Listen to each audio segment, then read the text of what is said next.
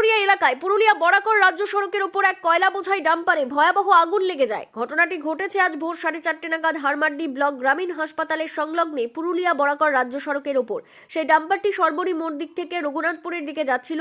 ডাম্পারটিতে load ছিল কয়লা। সূত্রের মাধ্যমে খবর, প্রথমে ওই ডাম্পারের চাকায় আগুন লাগে, তারপর সেই আগুন ছড়িয়ে যায় পুরো ডাম্পারে। ঘটনাস্থলে কিছুক্ষণের মধ্যেই পৌঁছয় রঘুনাথপুর দমকল বিভাগের আধিকারিকেরা। তারপরে সেই ডাম্পারের আগুনের নিয়ন্ত্রণে আসে।